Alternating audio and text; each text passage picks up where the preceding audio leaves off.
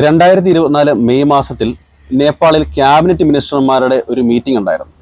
അത് സാധാരണ ഒരു സംഭവമാണ്. അപ്പോൾ ഈ മീറ്റിങ്ങിൽ ഉണ്ടായ ചില തീരുമാനങ്ങളുമായിട്ട് ബന്ധപ്പെട്ട് അത് ഇന്ത്യ നേപ്പാൾ ബന്ധത്തിൽ വലിയൊരു ഉലച്ചിലുണ്ടാക്കി എന്നൊരു അഭിപ്രായമുണ്ട്.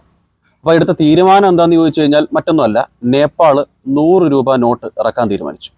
അപ്പോൾ അതിലിത്ര പ്രശ്നം എന്താണ് എന്ന് പറഞ്ഞാൽ സംഗതി ഇത്രയേ ഉള്ളൂ. ഈ ഇറക്കാൻ തീരുമാനിച്ച നോട്ടിൽ നേപ്പാളിൻ്റെ മാപ്പുണ്ട്, അതും സ്വാഭാവികമായിട്ടുള്ള കാര്യമാണ്.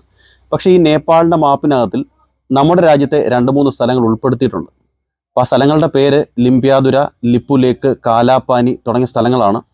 അപ്പോൾ ഇത് നേപ്പാൾ ഇന്ത്യ ബന്ധത്തിൽ വലിയൊരു ഉലച്ചിലുണ്ടാക്കിയിട്ടുണ്ട്, വലിയ വിവാദമായി. അതായത് നമ്മുടെ സ്ഥലം നമ്മൾ അവകാശപ്പെടുന്ന സ്ഥലങ്ങൾ നേപ്പാൾ അവരുടെ മാപ്പിൽ ഉൾപ്പെടുത്തിയിരിക്കുകയാണ്. മുമ്പ് മുതലേ ഈ ഒരു വിവാദം ഉണ്ടെങ്കിലും 1962 ഇന്ത്യ ചൈനയുമായിട്ടുള്ള വാർ ഉൾപ്പെടെ നടക്കുന്ന സമയങ്ങളിൽ നേപ്പാൾ ഒരിക്കലും ഇത്തരം ഒരു വാദവുമായിട്ട് മുമ്പോട്ട് വന്നിട്ടില്ല. മാത്രമല്ല ആ സമയങ്ങളൊക്കെ തന്നെ നമ്മുടെ സൈനികരെ നമ്മളവിടെ വിന്യസിച്ചിട്ടുണ്ട്. അപ്പോൾ ഇപ്പം നിലവിൽ നേപ്പാളിൻ്റെ ഈ ഒരു രൂപഭാവ മാറ്റത്തിൽ മറ്റെന്തെങ്കിലും ഒരു ഫാക്ടർ പ്രവർത്തിക്കുന്നുണ്ടോ എന്നുള്ളതാണ് നമ്മളെ സംബന്ധിച്ചുള്ള പ്രശ്നം. ഇത് നേരെ വിരൽ ചൂണ്ടുന്നത് ചൈനയിലേക്കാണ് എന്നാണ് വിദഗ്ധരുടെ അഭിപ്രായം.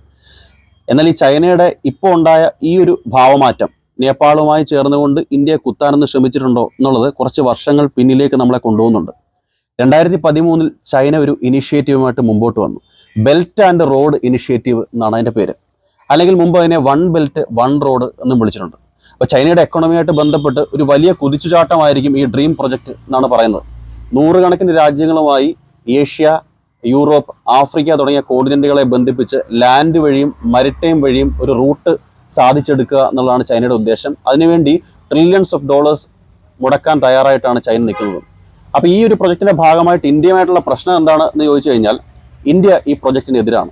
അത് മറ്റൊന്നുകൊണ്ടുമല്ല, ഇത് കടന്നു പോകുന്ന അല്ലെങ്കിൽ ഈ പ്രൊജക്റ്റിൻ്റെ ഭാഗമായിട്ടുള്ള ചൈന പാകിസ്ഥാൻ എക്കണോമിക് കോറിഡോർ അല്ലെങ്കിൽ CPEC എന്ന് പറയുന്നത് നമ്മുടെ ഇന്ത്യയിൽ കൂടിയാണ് കടന്നു പോകുന്നത് എന്നുള്ളതാണ്. പാകിസ്ഥാൻ അനധികൃതമായി കൈവശം വെച്ചിരിക്കുന്ന പാക് ഒക്കുപൈഡ് കാശ്മീർ എന്നറിയപ്പെടുന്ന പ്രദേശത്തു കൂടിയാണ് ഈ പാത പോകുന്നത്.